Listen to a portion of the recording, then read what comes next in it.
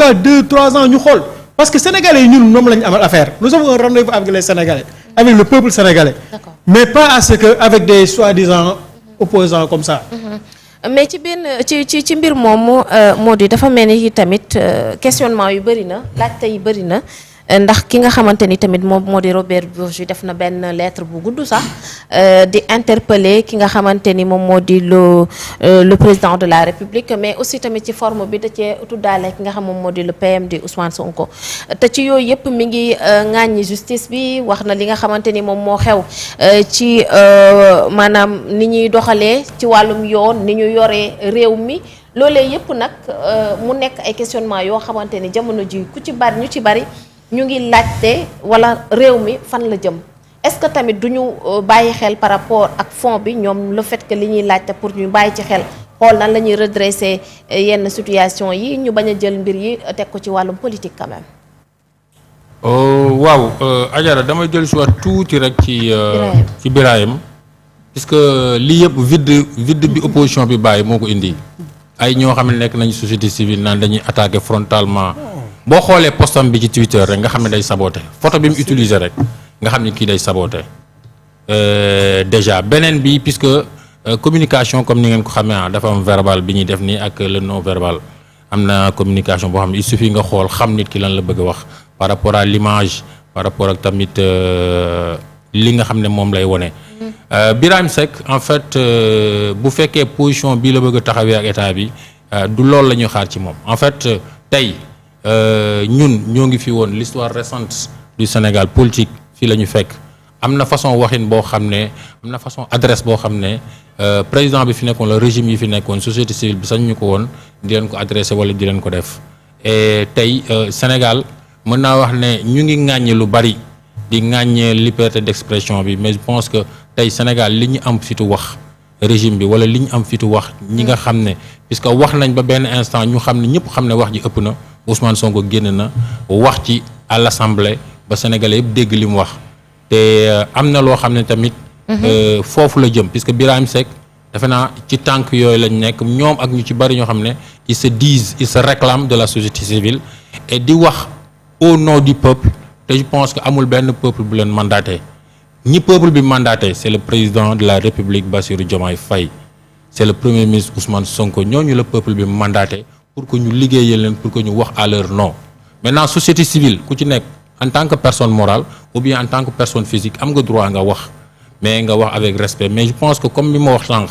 source yi mu war a mën a jëlee yooyu rapport yi nga xam ne dañ koy publier de façon trimestrielle de façon semestrielle xam na fu ñu koy jëlee léegi rek wax naa direction bi nga xam mooy direction de la planification rapport yi muy génne bu ko neexee mu dem site gouvernement bi bari nañu plateforme yi bari nañu c'est pas quelqu'un boo xam ne c'est comme le sénégalais lambda bi nekk ci biti di laajte loo xam ne dara leeru ko ci beneen bi pour revenir à ta question on va dire à Robert Bourgi que la période des barbouzes c'est fini la France-Afrique c'est fini le Sénégal ne va plus fonctionner sous les menaces de barbouzes de gens de personnes yoo xam ne relation bu ñu am puisque j'ai lu sa lettre avant de venir mais en fait dama koy lire ay retaan di ma jàpp quoi puisque c'est sérieux puisque en fait il s'est permis de rappeler que du période vraiment bi affaire yi di metti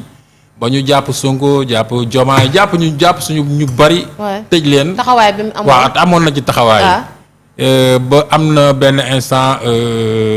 Macky xawoon na ko ci mere et à chaque fois ku mu ci tudd rek il parle de mon ami ma ne ko mais yow tu es l'ami de tout le monde ou bien tu es l'ennemi de tout le monde Robert Bourgi il se targue d'être l'ami de tous les leaders africains surtout francophones et que loolu il faut que ñu xamal ces genres de personnes là que le temps des focards là c'est révolu c'est-à-dire mooy en fait dañ fi nekkoon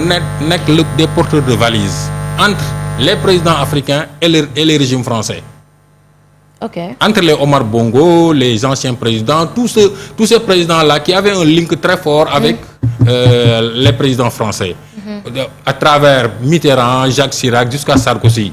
tout le monde on a vu vraiment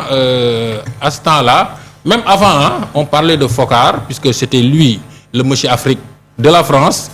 et tous ces Robert Bourgi là c'est des enfants de Foccart maintenant tey il faut ñu xamal ne ñii li jeex na Afrique en fait nekkatuñu fi di courber le dos à chaque fois benn Barbouze bu jógee menacer wax benn affaire xam nga di prédire ay affaires yoo xam ne. ku nekk africain wala nga bëgg Afrique wala nga dëkk Sénégal nga lire li Robert Bourgi bind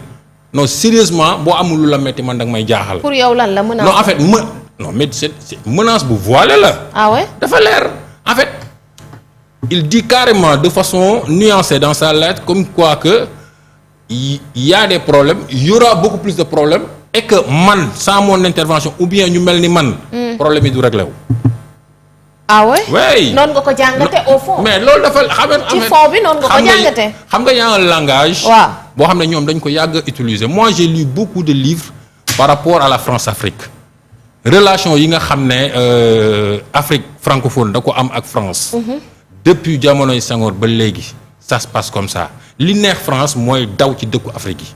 loolu nag c'est révolu période boobu nekkatuñ ci période boobu ñun Afrique fii li ñu bëgg mooy suñu souveraineté totale. te dañ koy assumer amul luñ ci naatable amul luñ ci ragal maintenant